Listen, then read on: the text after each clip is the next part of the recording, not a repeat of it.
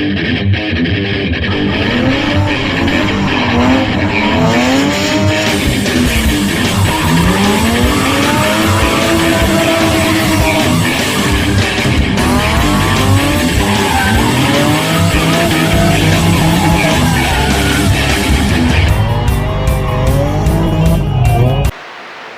today what we're working on is a 99 F250 Super Duty. It's a starter. Alright, so a lot of people will show you taking something off and just put it back on in reverse. Well, we're gonna put it on that way you can see a finished product, and if you want to take one off, do that in reverse. So we're gonna show you with it finished. So, alright, here we go. Okay, so once you take your 310 millimeters, again, there's one at the very bottom, there's one on the side, about right above where the solenoid is, just right behind it, and then there's one further around on the top. It's a little harder to get to, so you end up having to take an extension and going up here and going across the back of it, like kind of on top of it. And once you get that, pretty much all that's left is to get you to, alright, so you can see the nut right here, and it's got a lock washer on it.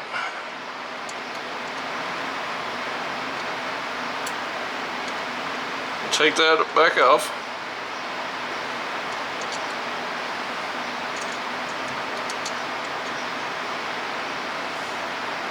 And there will be two wires. One will slide on, the other one will bolt on. And so the one on the outside right here, the easy to get to one, will be where this is your power. This is actually what gives you your 12-volt power source.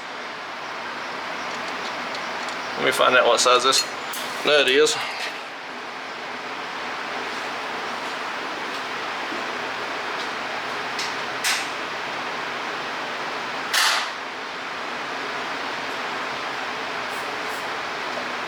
Okay, so the nut on the new one is a 1/2 inch. I don't remember what the old one was, but the new one's going to be 1/2 inch, or 13 would work.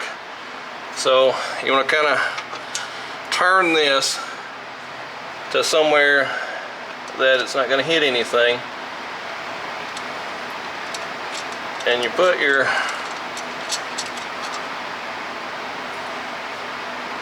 .13 on there. And I use ratchet wrenches a lot, and I'm going the wrong way with it. So, for some reason this thing ain't ratcheting. There it goes. Maybe I was right to start with.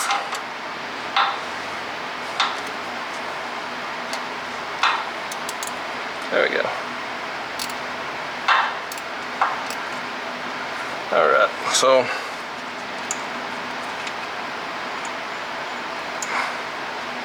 it's not, turn it, there we go, there we go.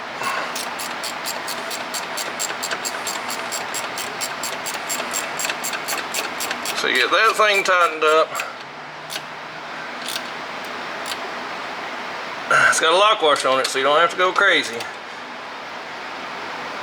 That should be good.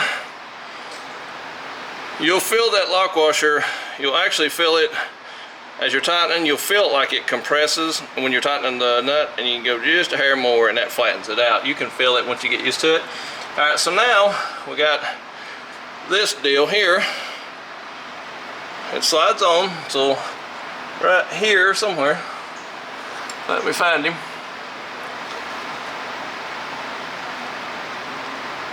See where this one's at. Should be a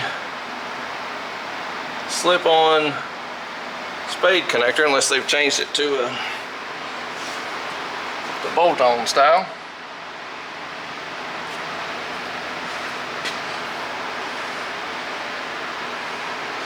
Alright, let me move the camera so I can look. Okay, so what they have done is the factory one has a spade connector that just slips on. Alright, so the new one, which I didn't notice this when I was comparing them to make sure it's the right one. I just checked the bolt pattern. So the new one is going to be I'll have to put a connector on it, a ring terminal that will slip on the other bolt, and I'll have to put a nut and a washer on it, just like I did the other one right before this. So I'm gonna have to either come up with something to add a spade connector in on that, or I'm gonna have to cut that and put a ring terminal on it and hang it onto the other bolt. Let me see what I got in the ways of wiring, and we'll see what we need to do. All right, so what I come up with is this contraption. So I'll be able to use this on my ring terminal, my new starter. This will hook to my old wire, and I can put this into the old wire. This on the new thing, because if there's an issue with this starter, it doesn't work, there's a warranty issue, it could maybe got a bad part, my wiring harness isn't cut all to pieces. So I made me a little jumper, put this on the starter, this go to my old wire, if it'll work. Alright, so what you end up with, but you can see my little Superman colored spade connector. You can see him hanging down there. And what I will do, that'll give me my regular connection, just like I had before. So I'll actually get some heat shrink and put on top of that and heat shrink it down. I may not. I may actually just tape it up a little bit. It's pretty good actually. I may not do anything. It's pretty solid because that's just a spade connector, and that's your starter signal. This is the main one as far as your 12 volt power, the bigger one. So that one will have the more voltage, and this one will just be a starter signal, the thinner one. So they're good and solid, they're tight, and your starter is on. So 3 10mm bolts, and then put your, this will be a 1/2 inch, your main 12 volt, and then if it's not a spade connector, you can make it a little deal like that, or you can cut it off and put your ring terminal on it and, you know, permanently change it, so however you want to do it. But that's the install on the starter, and this is the V10 truck. This is not the V8, so this may be different, I don't know. But this is the 4-wheel drive V10 99 F250 Super Duty. Alright, so once you get your starter installed and you're happy with it, as far as it being bolted on, you got your wires connected, then you want to go hook your battery back up. I always unhook my battery if I'm doing a starter for sure. Alright, so we'll go hook our battery up, then we'll give it a try. Alright, so we'll give her a crank and see if we can get our starter to do its thing. Here we go.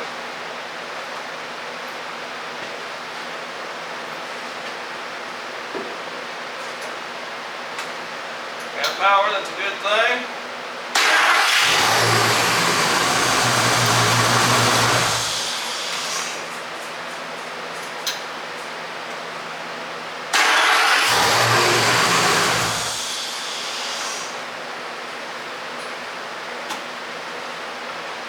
Well, that's simple enough. Alright, so I probably got grease on my face. Alright, so the main thing, you go and you disconnect your battery.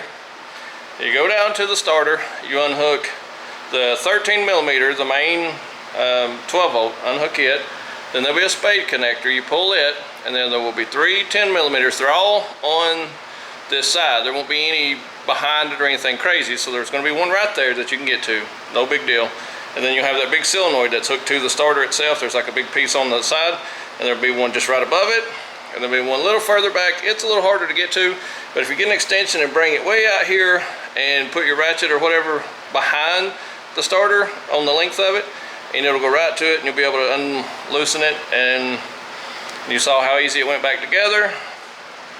Put your battery back on, give it a couple of cranks, and what I would suggest, couple of days, go back, kind of make sure it's good and tight, give it a once over, and just recheck your work in a few days and you should be good, man.